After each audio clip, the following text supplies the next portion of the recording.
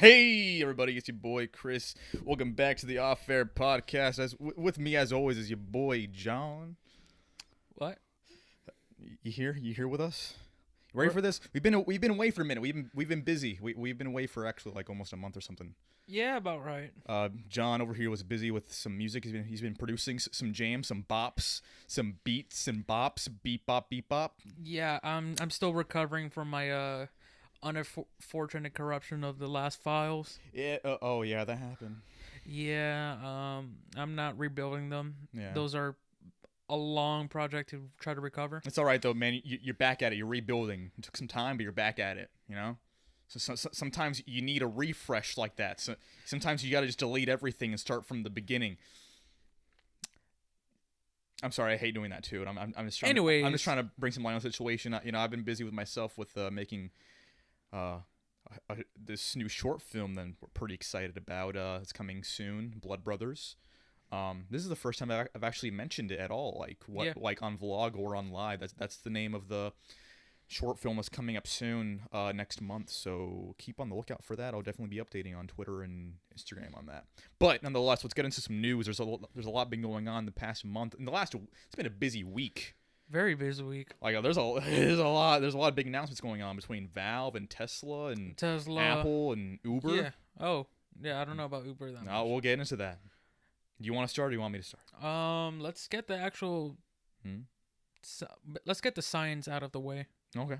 Science. Last 24 hours, I've been reading a new article. A Hungarian research team may have discovered the fifth force of nature.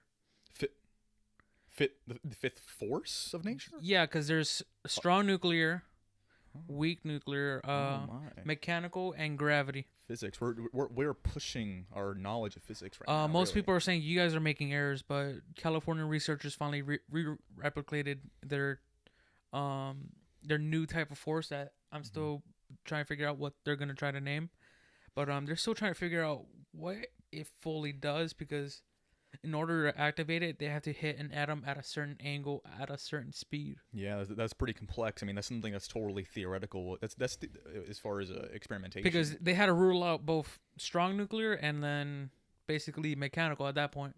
Man, that's some crazy shit. These California researchers, they gotta maybe like load that into their their super AIs or supercomputers, man. Get some equations going on, some math. Well, a lot of math. It was actually Hungarians who found the. Oh, they found it, but I mean, they got some supercomputers over there, some AIs that can. Well, no, they've been doing it all manually in the labs. Yeah, but I mean. But California researchers decided to try to replicate it, because that's what scientists do. Before they start putting out research, they need to get backup. Exactly. Basically, the whole committee is like, what the fuck are we looking at now? Because ever since the wonderful quote-unquote chirp in the physics universe, which is when two black holes combine, and we finally got data off of it. That's nuts. That's a crazy thing to because think about. One, that proved all of Einstein's theories basically all the way through 100% confirmed. That's nuts. Because he's the one that, not Einstein, yeah, both Einstein and both Stephen Hawking. On like their various physical theories and cosmic theories, dealing with black holes, and as well as as of course also Stephen Hawking's also named one of his discoveries after his name, called the Hawking radiation, is when black holes stopped receiving mass and they start burning off themselves. Yeah.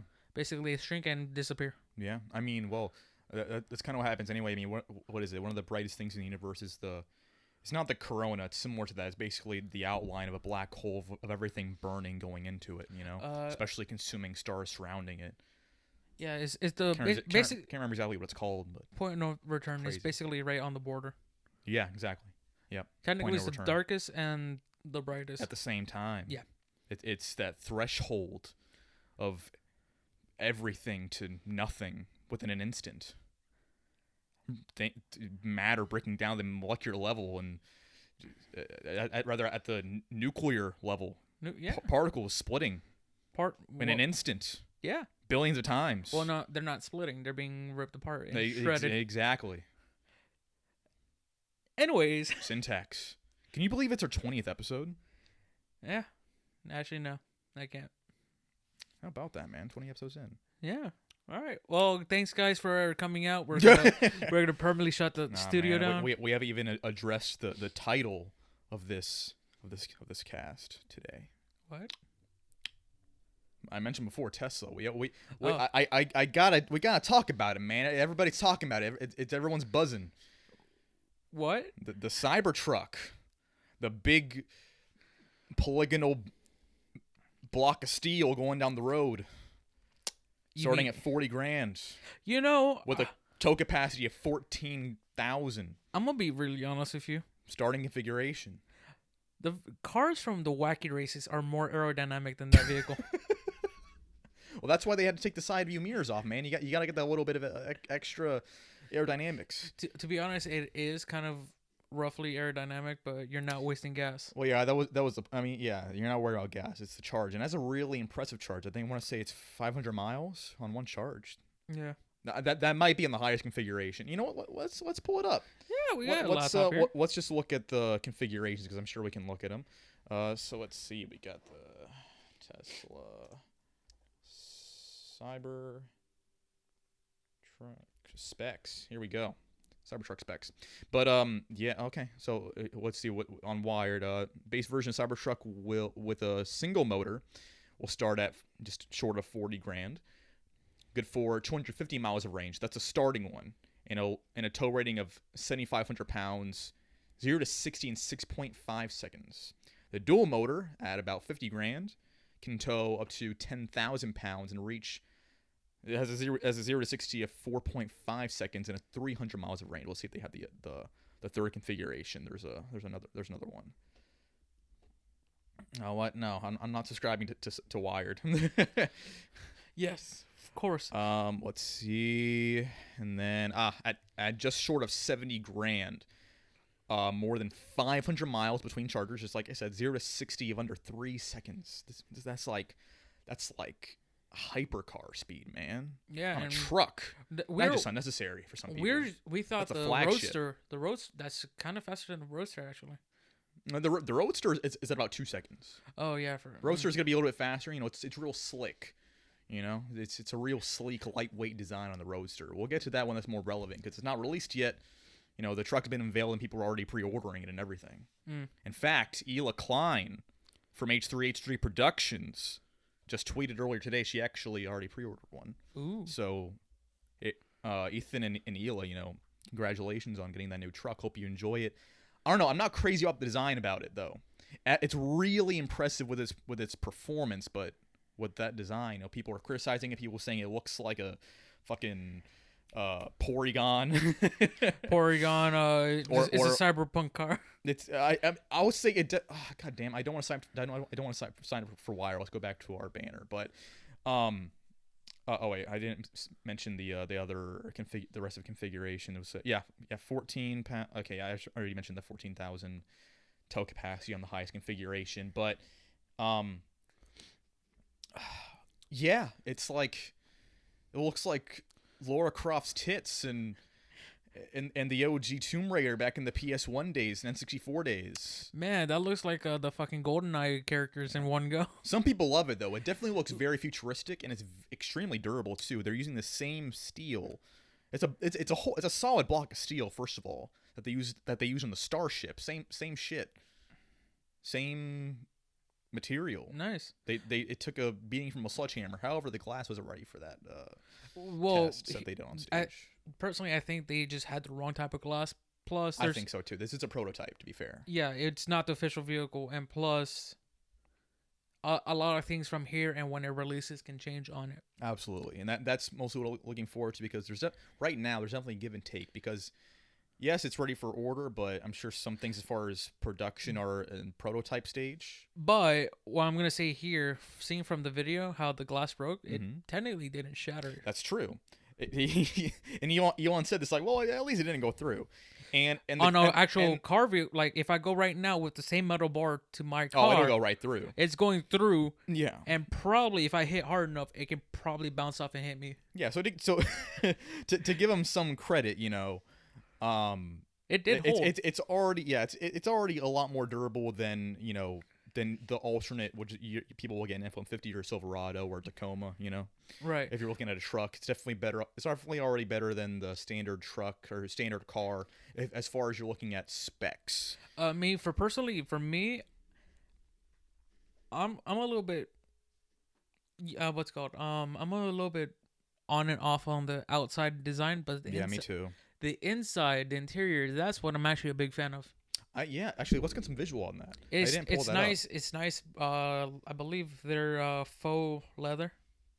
They're basically, it's a soybean version of leather seats, so it actually won't dry out. Let's see if we can get some images on the interior. It won't dry out. It's more flexible. Yeah, it's pretty simple looking. It's pretty sleek. It does have a third. It's a 6-seater. It has. If I can get an image of it. I know I saw MKBHD had a image of it. Maybe it was in his video. I might have to pull that up, but it is a 6-seater. It has back seats as well as it has this little cup holder console area that flips up into a third middle seat in the front as well. So it's technically 2 benches. Just like any. That's been a while since I've seen one of those. I think the last time I saw that it was like in the old like discontinued Ford Excursions, those really big ones. Yeah, or the classic like Chevrolets. Yeah, like basically in like really big like crossovers between hatchbacks, or like we had the big truck to SUV crossovers with the Excursion and so forth. Has a pretty decent bed. It comes in with it has a built-in ramp and cover. Like it has some really conventional features. It just looks. It's not a look that people were ready for. Right. I think it's a little ahead of its time. If I'm being optimistic about it, it's definitely ahead of its time. It looks very futuristic. It's just. My biggest criticism actually is that it's missing side view mirrors, which I think is an essential on a truck. Right. And it doesn't have windshield wipers, which I wonder how that's going to be in terms of like practicality when you're driving it. We're in Florida; we get rain all the time. I heard that too. I'm probably thinking the prototype. They just still haven't fitted on the prototype. Yeah, because that's what I'm hoping for. Remember, trying to stay optimistic about it. It's a prototype. Yeah. Any point they can add these things back in. Yeah, but on the other hand, again, it's already available to order right now. Anyone can go in and order it right now. People are tweeting about it already. And another thing, let me see if I can pull up this article. I think it was on The Verge. Elon is more excited about just the release and its actual design. He's pretty proud of it. Right. And he's not really afraid about, it selling or not. That's not a big concern. Let me see if I can pull this up. The Verge. I'm pretty sure it was The Verge that had it.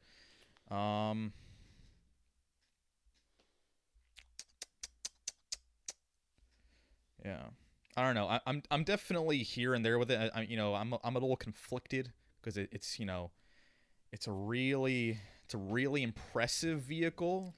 It's the design. People care a lot about design, especially when it comes to cars, and that can be a deal breaker for some people. Personally, one way I can defend it is look at the vehicles from the 2000 era, the 90s, and basically from the 90s to the 2000s era. That era was fucking weird. The 90s was a weird era for everything. Yes, it was a fun time, but it was a weird time. And the early I had the fucking blocky Volvo. Oh yeah. Yeah, I think the S4 or V4, whatever the Swedish call it. Here we go. Elon doesn't care if people buy his Blade Runner. Well, let's see if this loads. He doesn't care if people buy his Blade Runner pickup truck. Let's see what he said. If I can read this, I don't have my glasses on right now. Here's his quote. "I'm personally super excited by this pickup truck. It's something I've been wanting to make for a long time, and I've been iterating sort of designs with Franz. It's like I really wanted something that's like super futuristic cyberpunk, which they actually quoted Elon specifically on his stuttering. That's kind of fucked up. Anyway, so he says, if I'm weirdly like, if there's only a small number of people that like that truck, I guess will make a more conventional truck in the future. But it's the thing that I'm personally most fired up about. It's going to be a lot of titanium. So, yeah, it is titanium. It's a titanium alloy that they developed themselves. So I'm going to say... much durable. Huh? It's going to be very durable. Very durable and very lightweight, too, for it being a solid piece of metal for the most part. So, from front to back, it's the only part that isn't solid are the doors. That and, of course, the trunk, because... That also means the body is less likely to corrode. Yeah, that's true. It'll be a lot less prone to rusting, for people that have it for a long time. And that's another thing about the design too. The things that catch your eye on the road, because people are going to have that. I'm telling you, people are still going to buy this. I'm still surprised that I'm seeing more and more Teslas around here now. Oh yeah, I see Model S's and Model 3s everywhere now. Yeah. They're definitely becoming more common. Tesla is making quite the impact on the industry, both within tech and in cars, which is another thing about Tesla, right? At least if you ask me, and the way Tesla appears, they're really more of a tech company than they are a car company. They're definitely, I mean, aside from them being electric, they are definitely not. They are definitely an unorthodox and less traditional car company. I see they're more comparable to a tech company, especially when you consider that their cars are essentially tech. They run on software that is updated every year. Yeah. In fact, Tesla has announced having complete autonomous self-driving by next year, by 2020. It's not available yet. There is some self-driving. Some vehicles have them in the beta mode, but they have a waiver signing that, all right, this is early, so you still have to pay attention. Exactly. That, and it's only available, you have to pay for it. It's not a package you get with entry configuration of the car, whether it be a Model 3 or Model S or Model X or Model Y, which no one can even get yet, but it'll be on there. And what's pretty cool about it is it only works when the driver is attentive. There's actually already been tests where I think it's like every 30 minutes or something, the car will beep at you to make sure that you make contact with the steering wheel or something, just make sure that you're attentive, you're not asleep, essentially. That's the whole point, is that people aren't falling asleep on the wheel.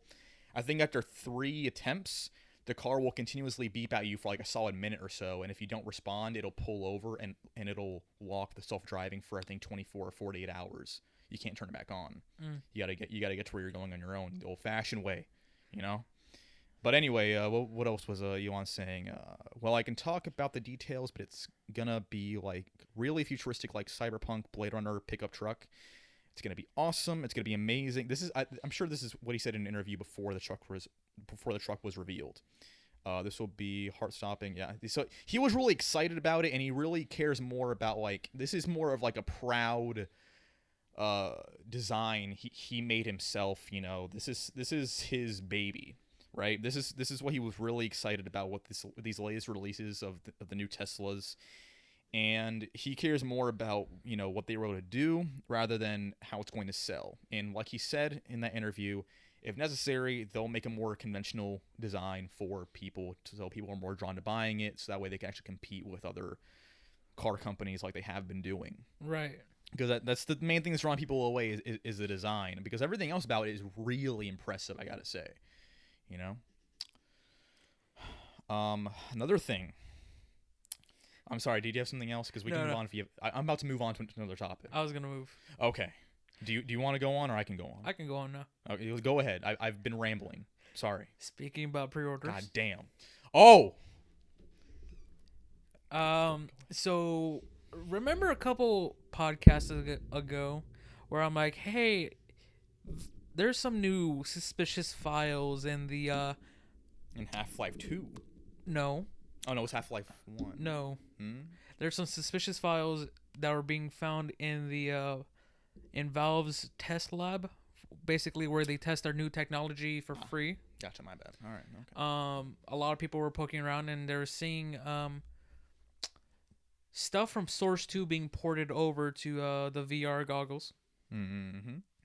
And then just this week, Valve finally got up from their throne. Is like, fine, I'll do it myself. Mm-hmm. And they announced Half-Life Alyx. That's right. Which is a sequel to 1, but a prequel to 2. Right, takes place in between the two. But it strongly recommends you play the second game first. Oh yeah, there's definitely gonna be some context there, Yes. between the games, and definitely more so probably for the episodes of Half-Life 2. The trailer unveils basically both in-game cutscenes, but it still seems you can move around in. Yeah, some gameplay. And it is a VR game after all. Well, it wasn't full gameplay yet, but still, a lot of physics. It's basically you touch it and it moves. Yeah. Well, I assume they're gonna have it for what's it called?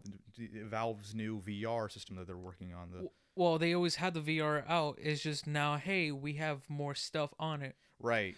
But here's the thing. You didn't even give me the name of it, man. That's what I was trying to. I can't remember the name of it. What? HTC Vive. The Vive. That's what I was asking. Valve's Vive. Thank you. Yes. I'm sorry. That's okay. Sorry, I was a dick about it. I apologize. I accept your apology for my apology. But yeah, man, Alyx. Half-Life Alyx is not exclusive on the Vive. Any VR can use on it. But if you have the Vive, you get it for free. Oh. Fuck it. Valve coming in with that, you're using our system. You get some complimentary content, just like if you can get some TF for free on Steam, that kind of thing. They got all the integrated shit going on in their ecosystem. Basically, the trailer unveils a brand new engine, Source 2, which is finally being used in public because back I believe 2 years ago they announced that, hey, we're getting our Source editor ready for you guys for when we're gonna start updating games. Yeah. A lot of people's like, all right, they never came out until now. Here we are. The game is coming out March 2020. So that's not too far away. No, we're gonna get it first quarter. We don't have to wait too long. It's gonna be in the spring. End of the first quarter of basically 2020. Yeah, man. This will actually be the first Half-Life game over a decade. It's been 12 years, man. Essentially, since 2007 was when that was Half-Life 2 Episode 2. Episode 2, yeah. Half-Life 2 itself came out in 2004. Yeah, people have been waiting for Valve to do something. For all for a while they weren't even making games. They just had Steam going on. They're making some money. People using Steam. Yeah. But now they got some competition. Epic Game Store is playing dirty in the industry right now. And they probably. I mean, I'm sure they've had this in development for a long time. They always had. From every interview I see from the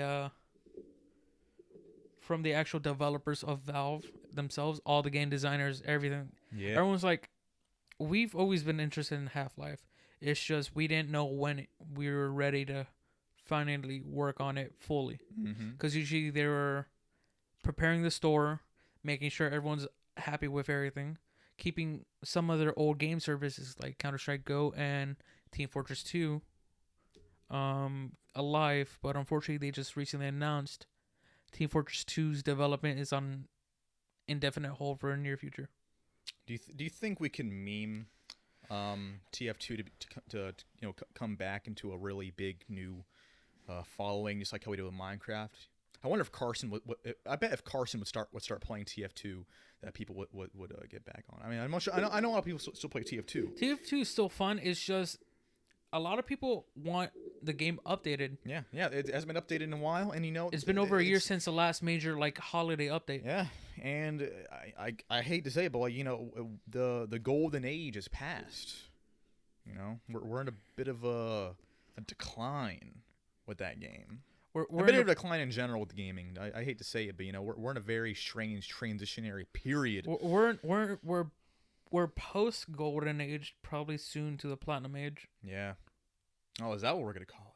We're gonna call it a platinum age. Yeah, the golden age, or is it gonna be a bronze age? There's downgrades. It can be a silver age. Well, these are strange times. Well, back when Half-Life 2 was out, it was basically part of what started the golden age. Because Half-Life 2 was for years. Well, we're talking about golden age of Valve. I was saying golden age of gaming. That time has passed. In fact, people argue the golden age of gaming has been long past. You know, it's always been past. 90s, perhaps early 2000s with Halo. Well, those were golden days of gaming where you can just buy a game. It was complete. You can finish it. You can play it for hours with your friends. You had I'm sorry. Those are golden days, man, and they've passed. Back when we were in elementary, middle school times. Don't remind me, please. When you can just, when you had to blow on a cartridge, you had to pop that shit in, make sure it wasn't crooked so you didn't get any weird glitches, unless you were speedrunning. Remember speedrunning back in the day? When you couldn't stream it, you just did it with your friends just cuz. You have your friends over for a sleepover. You get Cheeto dust all over your GameCube controller. Or when man, I need a moment. Or when you had to awkwardly explain to your parents how you scratched a disc. Remember when games were complete when they were released? I don't. Oh man, I don't remember. But that's besides the point, man. There's sorry, but there's promise on the horizon. There's a lot, because not only did Valve announce Half-Life Alyx, they also said, don't worry, since the game is only VR, we're still working on something else, non-VR. Damn right. Recently they just had the game Counter-Strike Global Offensive updated. But again, that's not their in-house gaming team. It's actually a separate company that runs Counter-Strike. It's just basically trademarked still with Valve. Because they're using their own software and shit like that. Right. But a lot of people first are like, oh, it's a VR game. Watch the trailer. Listen there. It's just a minute 50. I mean, I can play it right now. Just we won't have audio. That's the only thing. I'm not against playing videos on the cast. Just say, people are listening to this on audio, so then we're just hanging out here quiet for a minute and a half, just like whoa, oh, graphics, look at that. Look at those fingernails. Oh, man, what does it mean? They're moving around with this intuitive motion, the vibe. Which is very exciting, by the way. It seems again it's gonna be a mix of a slight horror towards high-paced action. Yes. Again, you know what? I'll pull up some images while we're talking about it. I'll do that. I'll meet y'all in the middle. Get some visuals. Halflife.org, I think, or .com. I'm just gonna pull it up. Google probably help me out. Give me the first. No, they're pulling up a lot of videos. Videos and memes, articles. One of my favorite things I've watched from a trailer is not only do I love the new update of the Source engine, but I'm also seeing that since they are strongly recommending you finish Half-Life 2 and all the episodic content, towards the end of the actual trailer, the main character's father says, "Honey, don't look," which is the final, basically one of the final words on the script for episode 2 before the game fades out to black, essentially saying, hey, this is the end. Yep. Yeah. So how they're saying that we may get an either alternate perspective of that event, or we're gonna get basically a couple minutes afterwards seeing what's gonna go on. Yeah, just like many prequels. I mean, I think the purpose of this is not only to reintroduce a series for people that have been waiting a long time. Not only is it a big title for the Vive, but this is definitely to fill in some cracks in the plot, in the lore. Right. With it being a different perspective, we're not playing as Gordon here. It's not the name on this. Isn't Half-Life Gordon. It's Half-Life Alyx. Right. Different perspective. It's like reading a Scott Pilgrim comic. Well, because changes. A lot of people are complaining, like, oh, it's not Gordon Freeman. Well, you guys keep forgetting Half-Life 1 had 2 other expansions, Blue Shift, and then I believe Green. Yeah, so I mean, this isn't the first time we've seen different perspectives. Like, hey, there's other characters besides Gordon. Come on. I mean, plus the voice actor needs to recover. Yeah, that's true. Hope to see him back in Half-Life 3. It's just him grunting from his fucking knees giving out. What the fuck? But yeah, like I said, Valve says we're gonna keep working on games. Seeing how the community is giving a lot of good feedback, their fears are actually dying down. Yeah, people are The original people fears are getting more excited about. There's definitely some positive vibes going on with this release. You know, people are pretty excited. Though back then, the whole reason why they're officially said, "Hey, we're not working on Half-Life," is because originally they were worried about the hype is too high that they can't reach it. That's true. That's always one thing. You know, talking about living up to expectations. You know, that's always something, especially in the gaming industry. You know, this gaming these days.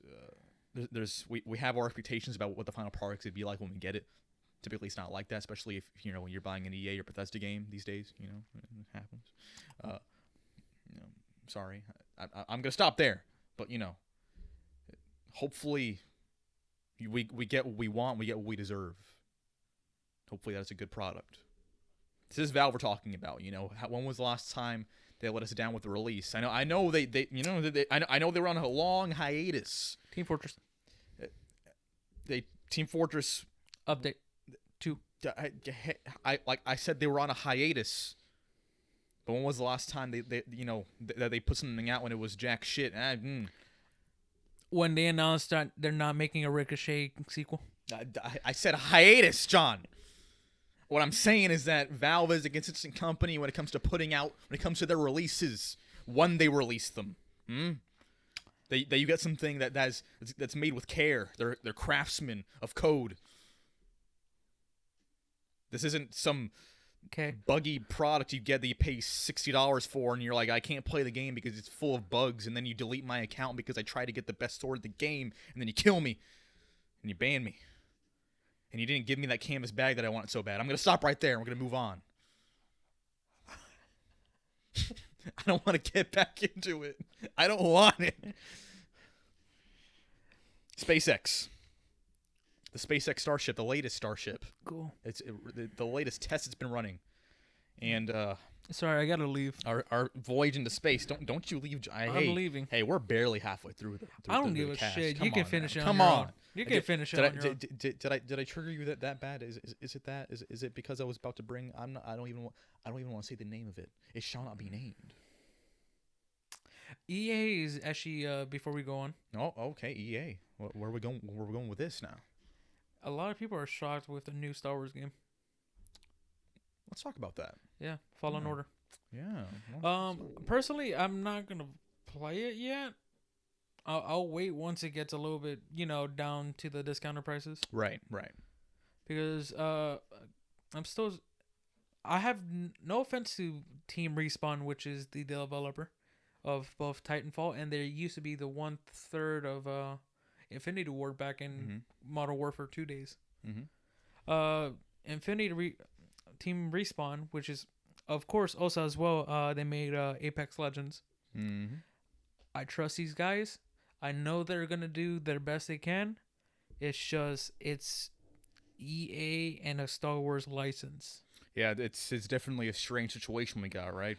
Yeah, because right now we're dealing with a very controversial company and a very controversial and much loved subject. Very, because this is the first time a lot of people are praising something in masses. Exactly. So, I just got this article on Polygon. Let's see, how did Star Wars Jedi Fallen Order get so unusual? Let's see what they have to say. When Star Wars Jedi Fallen Order finally fell into our hands. Sorry, let me back off here. I don't have my glasses, like I said. If I'm just like breathing into the microphone. Anyway, finally fell into our hands. Nobody expected to play a lightsaber Crash Bandicoot Tomb Raider style game, but here we are. It's an interesting explanation. Jedi Fallen Order is an intriguing tincture of genres, borrowing from a number of influences. But how did it get there? Thought it might be fun to try to reverse engineer the fantasy of the game for you as a game designer. Who was talking here? What the? Okay, so talking about speaking in first person. Anyway, the fantasy of a video game is the core statement, the core idea behind the experience and what players are supposed to feel like while playing. Warframe may be the fantasy of space ninjas. God of War's fantasy is being a god among men, and so on. You can use core fantasies to describe the overall favor of the game, or you can go as grandeur as describing the fantasy behind a single combat encounter. It's a process that rarely sees the light of day once a game ships. There's no wrong way to do it, and I might have gotten Respawn's process. You mentioned Respawn, right? Yeah. Respawn's process incredibly wrong. This is meant to illustrate what might have happened, not to share what did happen, but hopefully you'll learn something about what goes into the early ages of game development, and as I try to figure out how something as strange and unexpected was planned at all. Let's dive in. So okay, that's from the perspective of the writer, I assume. So we're talking about how this is a different take of a Star Wars game. It's not traditional. It's very untraditional. This is an unorthodox take. Right. On what we normally expect from a Star Wars game, which isn't bad, No, there's nothing wrong. We should experiment as nerds as we do. One of the reviewers I normally watch, I forgot which one exactly said it, but they said about the game, surprisingly, the sword combat, when it's basically it's a sword combat game. Of course the action slows down because you're in sword fights, but apparently they're saying when it slows down, that's actually one of the best parts, because half the game is like, all right, we're rushing, and then slows down, fight, enjoy the combat. Because normally a lot of people complain that combat's not good enough and the story just holds it. Yeah. Except this time it's almost in basically tandem with each other. They're both holding each other, complement. Yeah, it's an interesting method of gameplay and storytelling within one. Let's see what else is going on in here. The process. So they say in this article. Every game you play delivers on something we call a core fantasy, just like I was saying before. Some places might have different names for this, as well as the process of getting there. But just about every studio goes through something like this as standard practice. How are you supposed to know what to make if you don't know how you want the player to feel and what you want them to do? The most common system to figure out fantasy that I've seen used myself is a waterfall technique, going from bottom to top, with the bottom being the least flexible element to the top being the most flexible one. So here's a diagram they got. So basically, okay, so fantasy action economy world story. So fantasy being the least flexible and story being the most flexible. So okay, so I'm not going to dive too deep into this article just because it's quite specific, talking about methods of storytelling with gameplay, which I guess is the big topic here with it. So I don't know, man. That's weird. I guess it's hard to explain without actually playing the game, right? Yeah. So of course I haven't played it, so my opinion can't be. Yeah. So I mean, valid. So based on this article, let's just use this as an example to try to get our point across here on this. So with the combat, you have challenging lightsaber combat. You are playing as a Jedi, just like how you did, with older games like Old Republic and Force Unleashed. But for one, it's a different gameplay style for one, rather than being like straightforward sort of like RPG-esque gameplay style. And with the journey, the Force is the key to the environment, which is also something that like the Force is mostly with Star Wars games is been an extension of how the player interacts with the environment.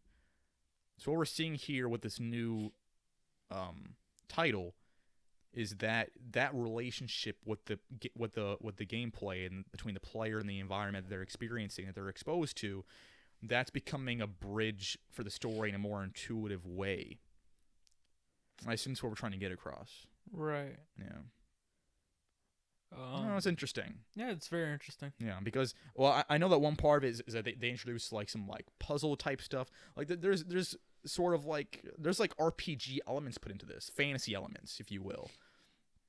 It's definitely what we're talking about, and this article is definitely what I've seen from trailers and so forth. Again, I haven't played the game, but it's interesting. It's an interesting topic to talk about how we're developing games now, especially with Star Wars. You know, something that's been so like cookie cutter for a little bit between Battlefront and then Jedi games like The Force Unleashed and the Old Republic, those old titles.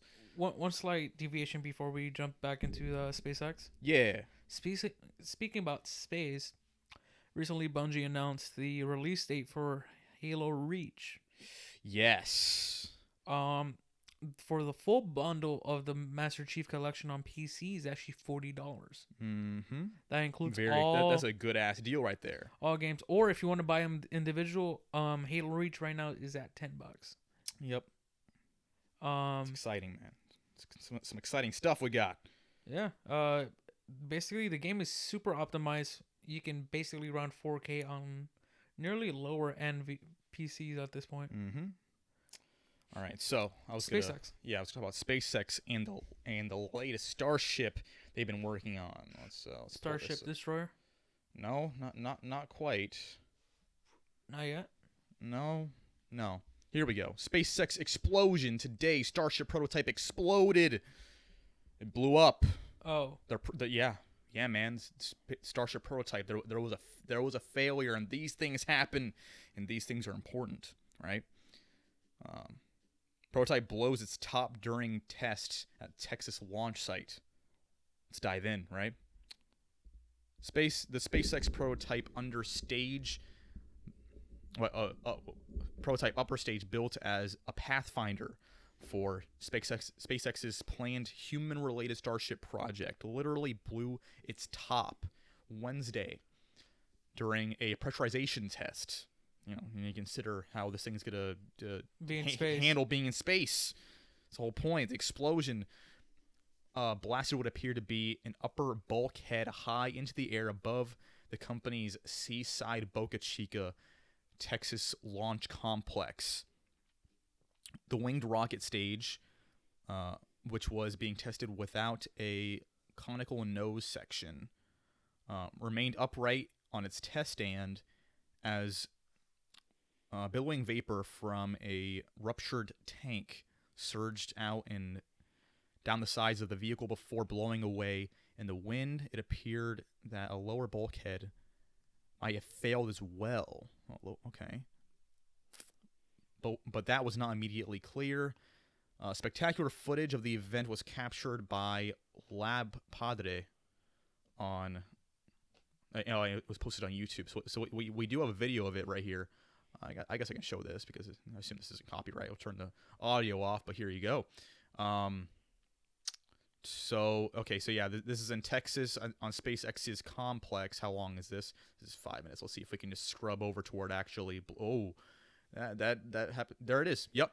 Whoa. Holy shit. You're looking at it. You're watching it. Yeah, I see it. That's massive. Holy shit. Yep, there goes the top. Okay. Yeah, that's nuts. But let's see if I can, because I know when I was reading up on this earlier, that Elon was talking about this. You know, I mean, he was pretty positive about it. You know, this is important that these things happen. That this happened. Well, that this happened at a test site. That's a purpose for these tests, right? Is to see where they have to improve, and this is a prototype. So, you know, it's in a sense it's a failure, but it's important that these things happen so that way they can build off of them in the future. You know, this is something that that NASA, you know, went through hundreds of times in the past with development rockets and projects they've had, especially back in the old days in the 50s and 60s before we got to the moon. Right. These things happen. It's important. So there's that. I think that thing fucking popped. What else we got here? Oh, that's right. I want to talk about Uber. Uber, being Uber. Essentially Uber being. See, I don't know. I like Uber, but it goes without saying that it's a controversial company in terms of how both with riders and drivers, right? With their experiences, and it all stems from people being weird, right? Security issues, how easy it is for someone to become an Uber driver. I'm just gonna go ahead and say it. Uber is considering implementing voice recording within Uber-enabled cars. So whenever an Uber driver is on shift, whenever he takes a ride, he or she picks up a rider, takes a ride, the ride will be recorded, most likely within the driver's phone.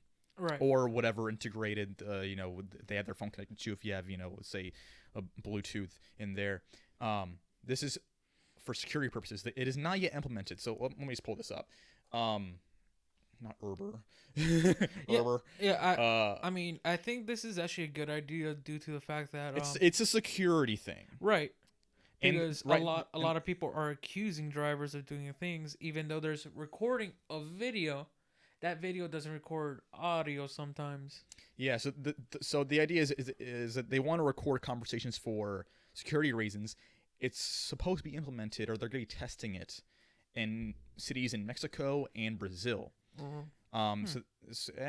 I mean, they're an international company. Of course, they're centralized in the U.S., but all companies do this. That they'll test in certain specific areas, and then they'll bring it to where they care about it most, that being the U.S., considering that's where they're centralized. And there's you can take that how you will. If that's people in Mexico don't really want their conversations listened to, but that's the process they have to go about.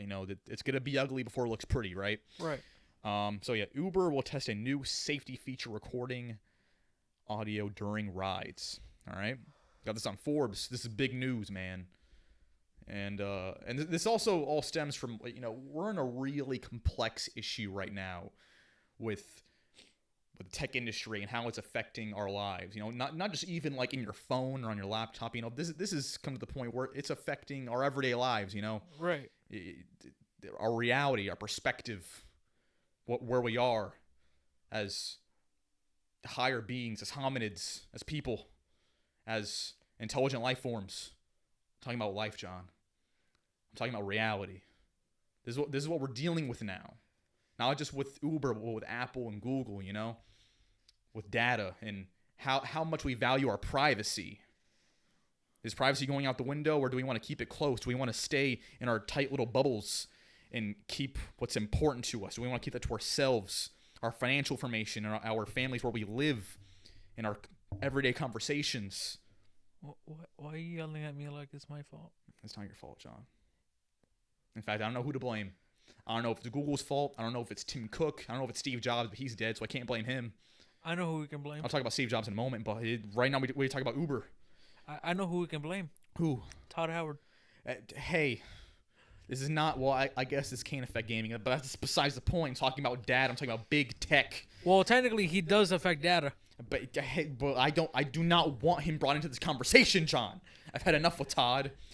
He has to go sit and go fix his. What? So he can go release. Skyrim? I don't want another release. He's gonna release Skyrim on Tesla, dude. He's gonna release Skyrim on Stadia. We'll get a Stadia in a moment. But Uber. I know. We'll get to that. But hey, right now. I need a drink. Right now, this is a big top. We should have started with this. I need a drink. I know Cybertruck is important. I know Half-Life is important. This is the real deal right here. I'm just gonna go right ahead. Uber's trying a new strategy to make its rides safer, recording audio during trips. It'll pilot the feature in Brazil and Mexico, just like I said, from next month, in hopes to expand the test to the United States. Oh, in quotations, soon on this article. Huh. According to internal emails obtained by the Washington Post, Uber confirmed the plans to the publication. In cities where the feature is active, riders and drivers will be warned, so people are going to know, okay, when they're being recorded. Riders and drivers alike will be warned through the Uber app and by email that the ride may be recorded. To capture audio, they'll have to opt in. Okay, so they'll have to opt in through the safety toolkit, which they can do before they start a trip or get in the vehicle. So this will have the consent of both the rider and the driver, which is good because this is meant to benefit both parties, right? On one hand, let's say it's a late night Friday, late night Saturday. Today, for example, you're going out on the town, going clubbing, and let's say it's just you and the boys. Maybe it's you and your girl or what have you. You and your boy, whatever. And you got an Uber. You got a few drinks. You can't drive. You didn't drive in the first place to be safe. All right. Right. We're in the 21st century. You get an Uber. You had a weird guy in there. All right. Freaky guy. An odd looking character who you may not put too much trust into, but you have no choice because you're getting into a car. You got to get home. You have the option right now, soon enough, in Mexico and eventually here, possibly, you can say, maybe I should have this. Maybe I should have the audio recorded on this ride home just to make sure I'm safe, just in case anything happens. I have a recording that can go into a police report. Worst case scenario. Right. Right. Or it can be the driver. The driver, let's say you're an Uber driver, right? And let's say it's Monday morning, and you work in the afternoon. Uber's your side hustle, right? You pull up to a guy trying to get to work, or at least it's what you think. Turns out it's like some shady guy. Same situation, shady person, an odd character. You may want to have audio recorded in the trip to make sure that nothing happens. And fucking guy isn't pulling a gun on you or anything crazy like that. This is all for those safety purposes, and that's even the worst case scenario, let alone other situations that could possibly happen. You actually just reminded me of a case that actually started recently. Go on. This is what we're talking about. With the Amazon Alexa, recently there was an incident where a husband ended up murdering his girlfriend. Ooh. Well, girlfriend or wife. Basically some sort of significant other. Significant other. A gentleman murdered and ended up murdering. Now, I don't want to call him too gentle, but go on. But there was no witnesses other than an Amazon Alexa. Oh. And seeing how the mic is always active, the police department actually went to the court and asked the court to get a warrant for that recording. Mm-hmm. And now Amazon is trying to comply because technically it was the only witness. That's what I'm talking about, John, and that's where we're at right now in not just with tech, but this is affecting everybody. How many people have Amazon Echoes and Google Assistants in their homes? Isn't it? It's in your phone, it's in your laptop, and your PC, and your TV. Man, you know car. what? At this point, I'm gonna start wearing tinfoil. Let's put on our tinfoil hats real quick.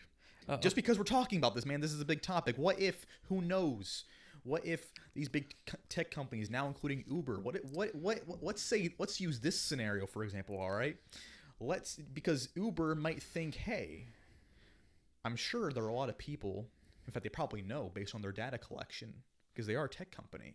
People use their app, man. Let me finish. I know you're laughing. Hey, no, I just thought of a joke. Hey, listen, all right?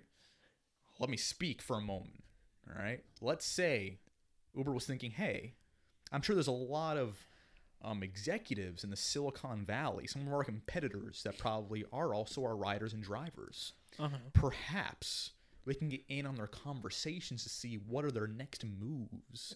Sir, that's kind of illegal if last time I checked. Exactly. Because California is a two-party consensus state. That's the other thing is that's why they're implementing it this way is that it is a two-party system that both drivers and riders opt in. But according to this, that can be in their terms of service, which people never read. Exactly. So here's where we are right now, right? In reality, influenced by big tech.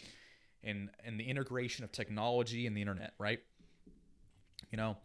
Our information is out there everywhere, whether it be our financial information, whether it be where we live. It's all Google, with personalized AdSense, which people normally don't disable, which you can disable, however.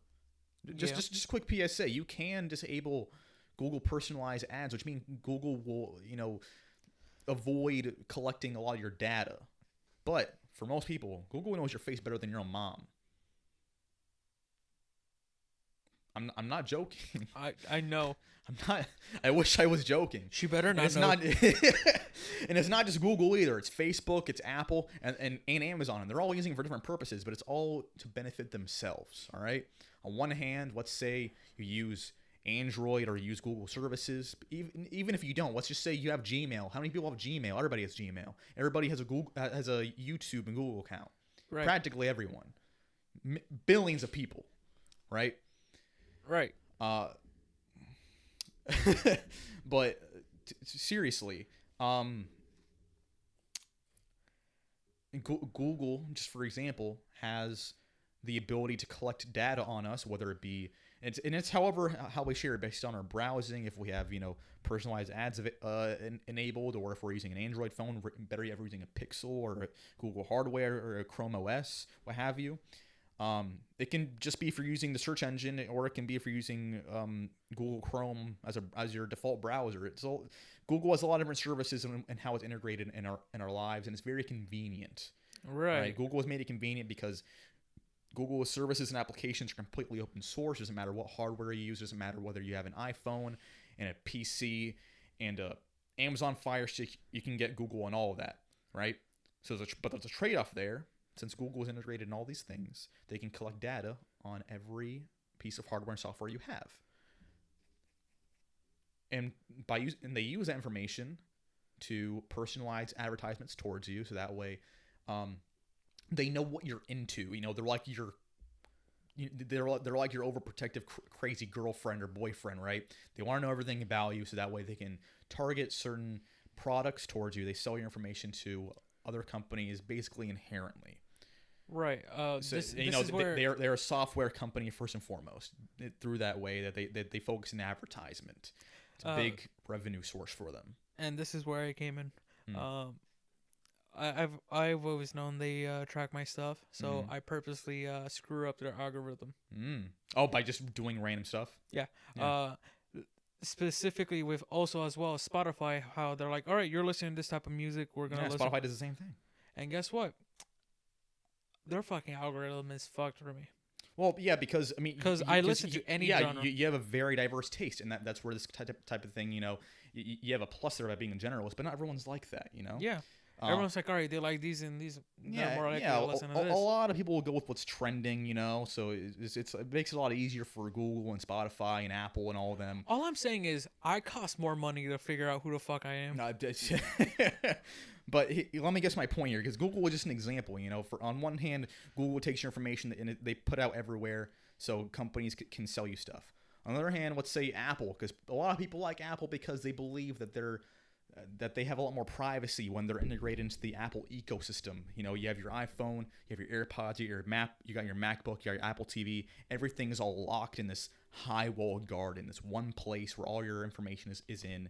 You don't have to worry about being anywhere else. But because it's all in one place, it's all going to Apple. And Apple makes sure to use that information very carefully to make sure you're going to stay in Apple's high-walled garden, to make sure that that you're using their software and their applications, and that you're using their recommended content. That you're watching their shows on their Apple TV, and you're using Apple Music and iTunes. You're not using Spotify. You're not using Netflix.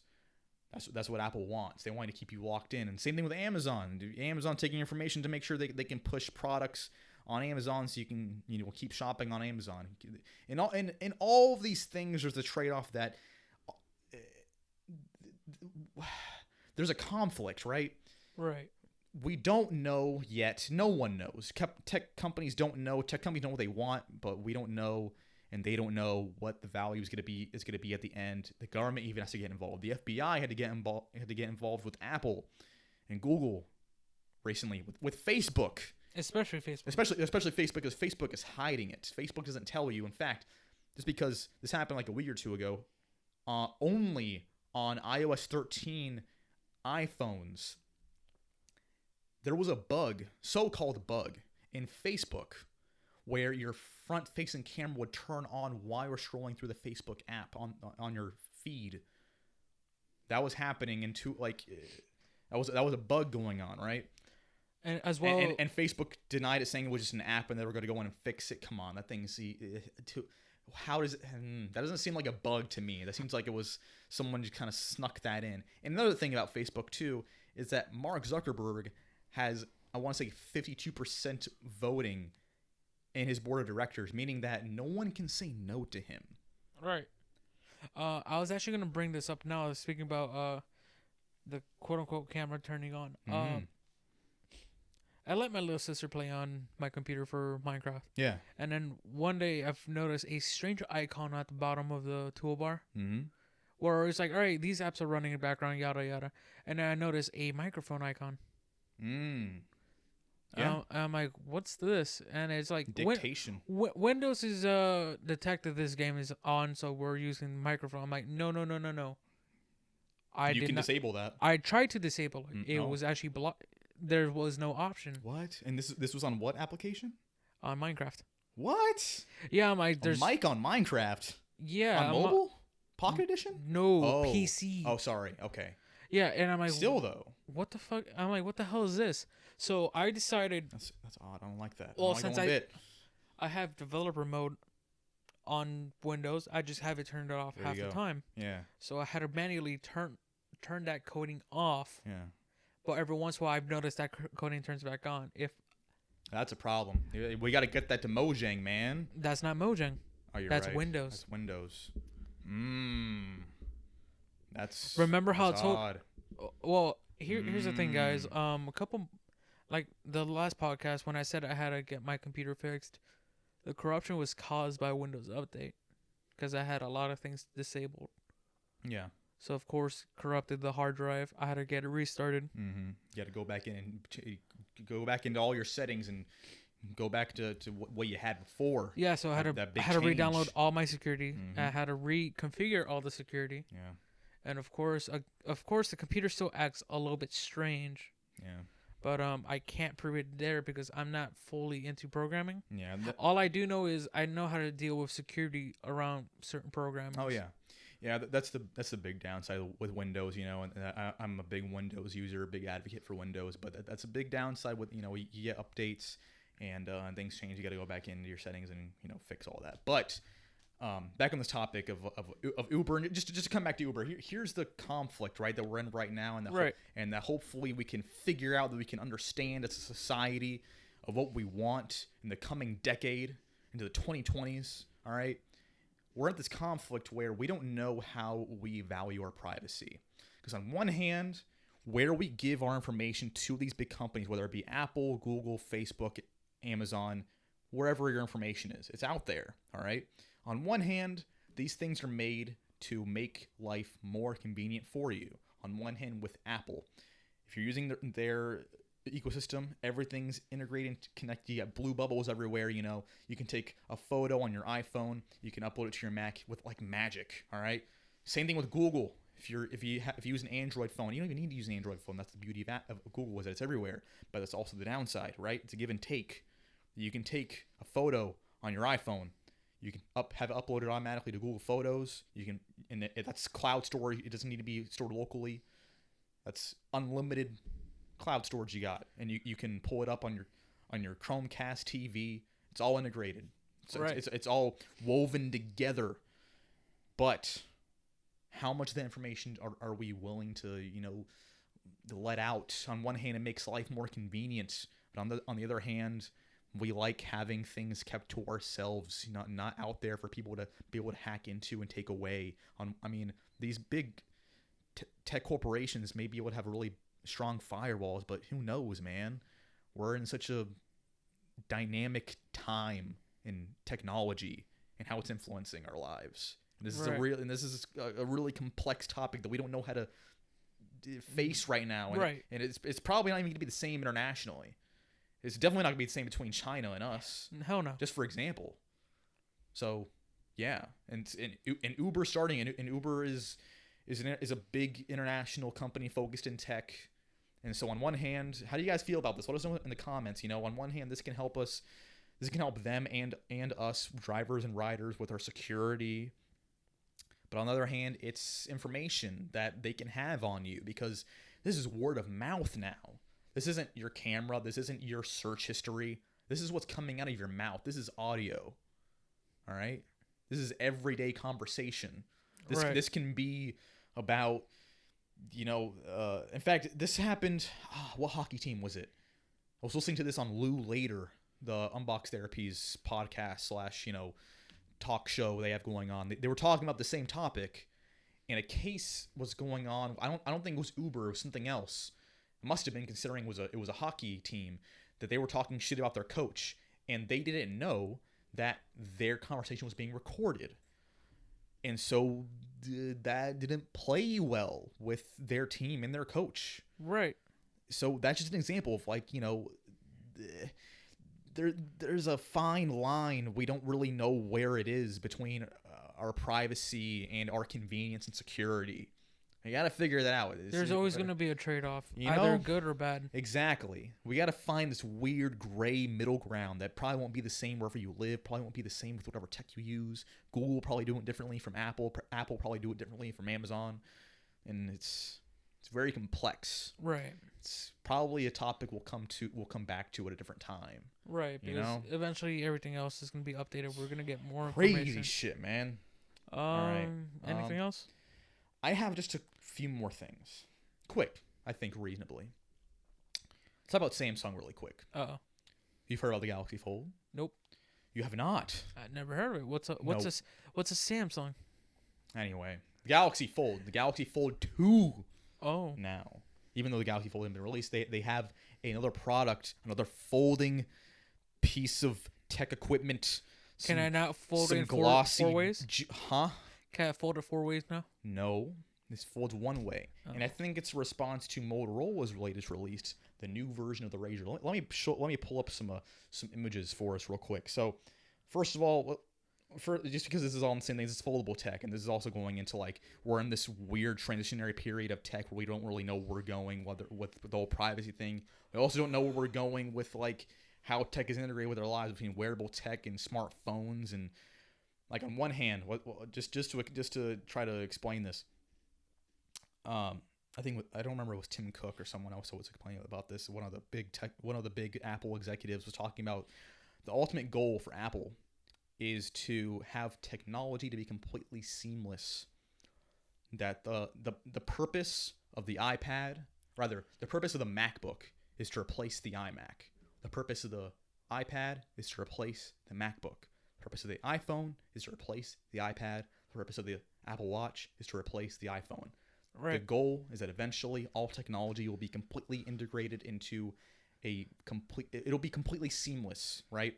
That technology should be integrated in our lives to where it's as convenient as possible. We don't need to carry around hardware. That's the goal. But on the other hand, we have we have flexible OLED displays. So on the other hand, it's, at least right now, how can we fit bigger screens into our pockets? Or more portable screens, what have you. There's different ways you can look at it.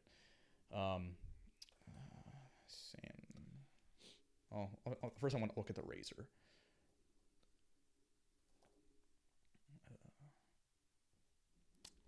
It's essentially, have you seen this thing? What? The new Razr? No. It is a full. So you remember the Motorola Razr from back in the day, right? Back from 12, of course. 15. Yeah, everybody's favorite good old flip phone from back in the day is back, but it's a touchscreen. Yeah, never mind. It's a folding smartphone that's shaped exactly like the good old Razr from back in the day. The front-facing camera is now also the rear-facing camera. When you fold it, you take selfies. It's a folding smartphone. It's really expensive though. I don't know if it's gonna be worth it. I want to say it's almost $2,000. No, it's starting at $1,500. That's the price of a laptop. That's like the price of a Surface or a MacBook. You know what's cheaper? A good ass PC. No. An HTC Vive.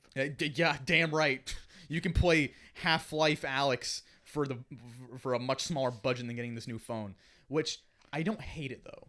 I think it looks really cool, and maybe it can be something of the future. Maybe just ahead of its time. We don't know. Like everyone says, this was made and named after Joey Motorola. Okay. No, okay. I don't know about that, man. No, but yeah, it's great seeing some retro and modern technologies clashing again. Right. That's cool. I like how we're exploring to this new territory of tech. We've never been here. We're not in Kansas anymore, man. We're in a new era. Yeah, I've never been there. You never been to Kansas? Me neither. I've been to Texas. That's close. That's pretty close to Kansas, kind of. I've been to Texas. I've been to Colorado. But yeah, we're in a new. We've achieved a new level, a new echelon of tech. Relax. We've never been here before, man. Relax, hey, hombre. I'm back to talking about humanity here. Get down. No. Get off the milk crate. We have ascended. Get off the milk crate. I'm on the soapbox right now. This is my TED talk. Don't you? I'm sorry, John. I better get off my high horse. I forgot this is you and I are co-hosts. I'm sorry. I don't mean to take the spotlight. That's fucked up. Anyways, this is why you're a bitch. Oh. But so the Galaxy Fold. Relax, hombre. It's not ready for release yet, right? And this isn't the only foldable thing going on. Wait, Xiaomi has one.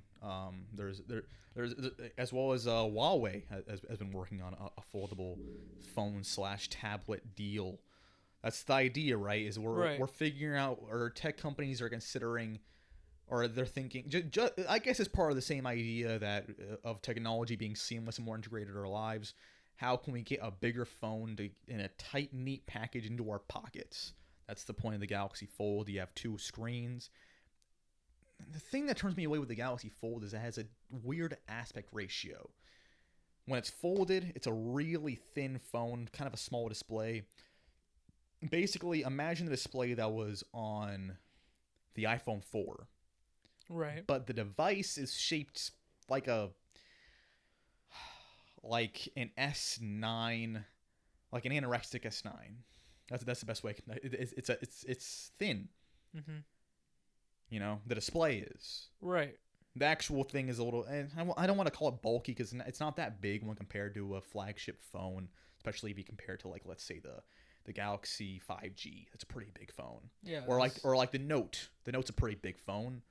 Back when it came out, people were calling it the phablet. Now it's, it's reasonable. No, people have actual tablets in their phone. That's the thing. Now we do have a tablet in our phone or in our pockets. In our pocket. That's at least what Samsung's going. But so when people were testing it and they're sending it out to different YouTubers and people of influence, trying out how durable it is, how practical it is to use, it's not bad. The display is odd. Also, there was some breaking on it.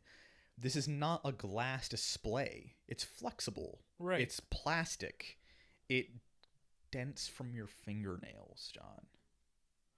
Which is That's not ideal. That's not too durable. You're not going to be able to get a case on this thing. Maybe you can put like a cool leather EDC vintage looking notebook cover on it. That'd be cool. Yeah? A notebook cover? Remember how you put like covers on your textbooks back in the day? No. Remember those? No? No. You have like Pikachu all over your textbook? No. Just me? Anyway. You were a loser. Still am. Anyway. John, the fact that you said foldable tech, yeah, but this isn't the only thing. So we have the tablet, and then if I can pull it up, I can't find an image of this thing.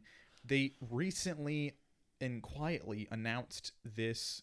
I think it's like this. Basically, it looks like this. It folds here it is.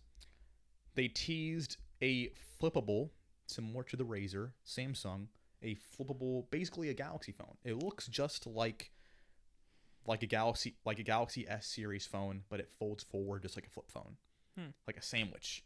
It's a hamburger fold, just like how they said when we would do little origami stuff, folds forward. Same idea, same exact idea as the Razer is that it flips forward, so it's a tight little package. but it's probably going to be overpriced in the end. It's just a Galaxy S phone. I don't really know how to feel about it. I'm not crazy. I'm not against the whole foldable tech thing, but I don't think it's practical right now. I think it's still in its embryonic stage. It's very expensive. I don't think a lot of people are going to be able to buy it. Even people who want to buy it I don't think a lot of people are going to want to buy it. People who do want to might not be able to. It's going to be really expensive. So I don't know what this is. I understand, this is for convenience to fit bigger screens into our pockets and to fit normal screens, to make them more compact. And this is all because we're able to, it's just really impressive and cool that we're able to flex displays now. Right. Maybe that can change things with wearable tech. I remember, I think it was Xiaomi that put out a watch, or it was a phone that folded into a watch. It was a phone that would go on your wrist. Let me see if I can find that. And also the Xiaomi Mix Alpha. This is another example of a phone that's going for $3,000, almost $3,400 for a smartphone.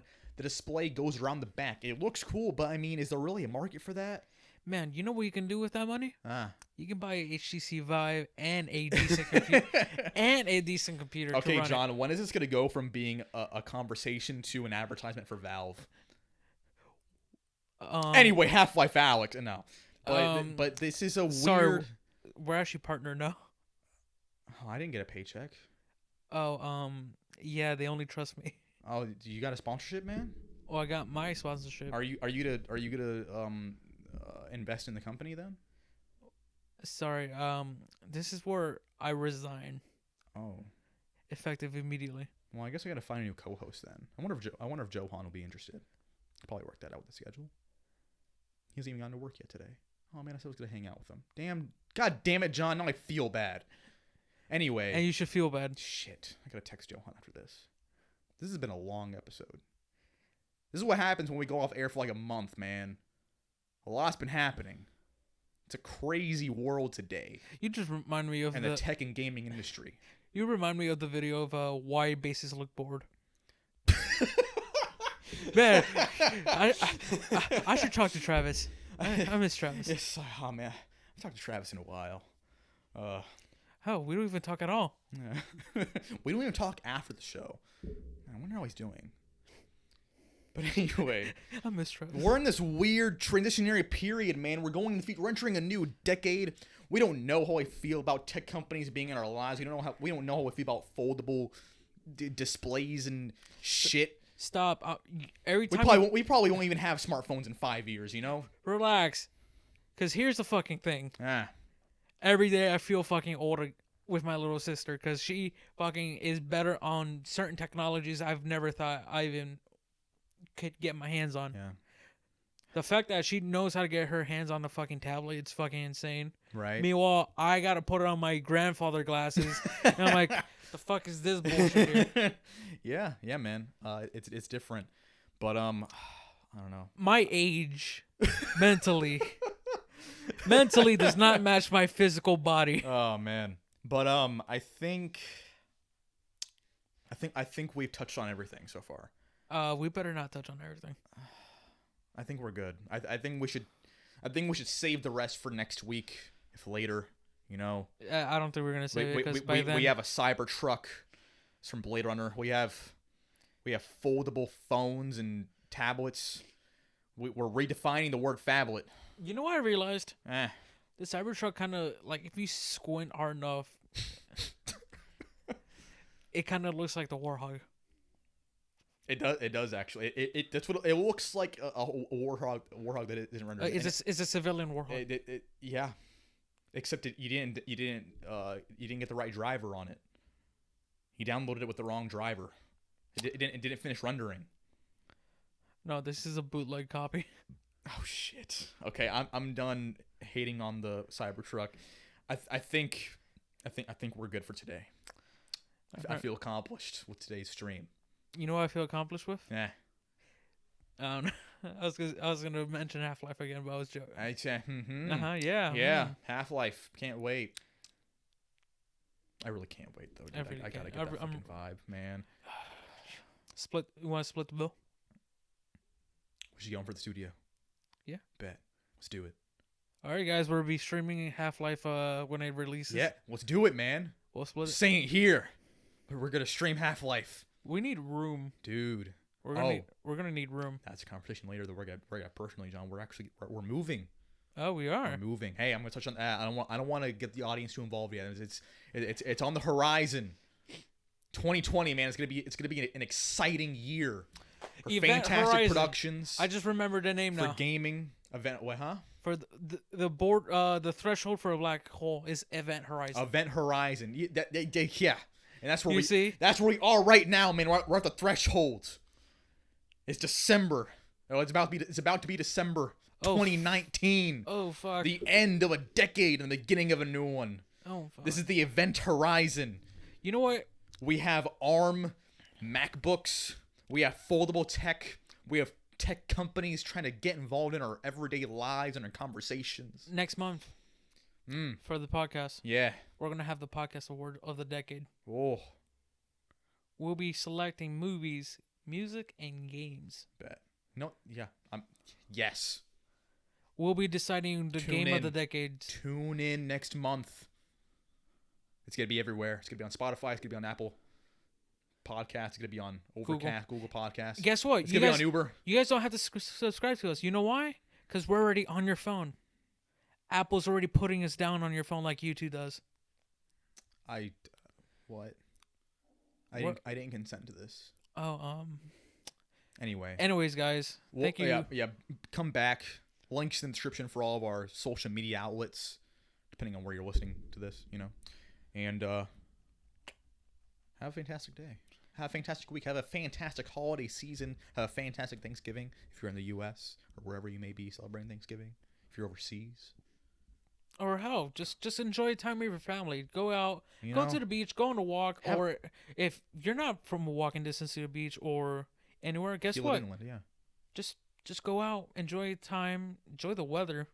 While it's somewhat stable. Yeah, it's the end of the era. Times are changing, and go out there and have a great time.